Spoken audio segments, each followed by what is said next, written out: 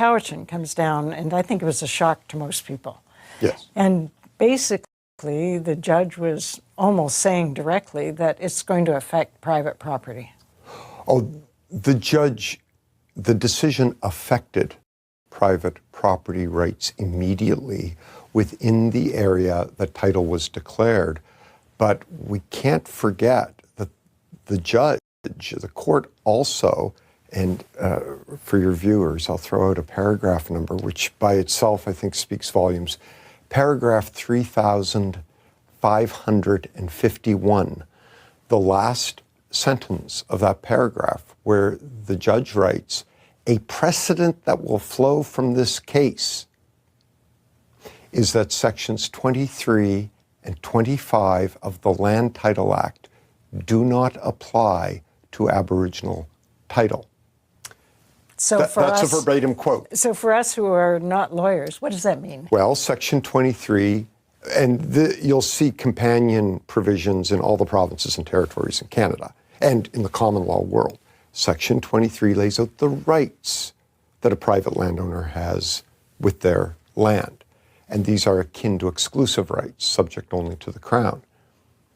Section 25 is all the protections the Crown affords those rights. So, to put it a bit more bluntly, it is the heart and soul of fee simple property rights.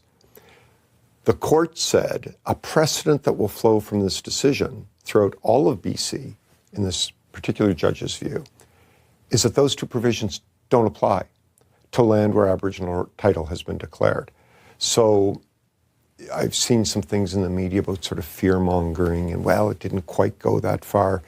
Paragraph 3551 is an absolute express statement of what the court was saying. And so it's not just Richmond. It is very clearly directed towards all fee simple property in British Columbia. Fee simple being privately owned, whether it's owned by Indigenous people or non-Indigenous people. That's an important point to make, that it wasn't just about a strip of land in Richmond. This decision affects private property everywhere. Yes, I mean, the court could have restricted their reasons strictly to what is going on the Richmond land. And even that is worthy of discussion because there's some challenges on its face with the decision. But the court was very clear that no, this was intended to be a much broader application. And again, very clearly in black and white, the judge wrote what she wrote. Were you shocked?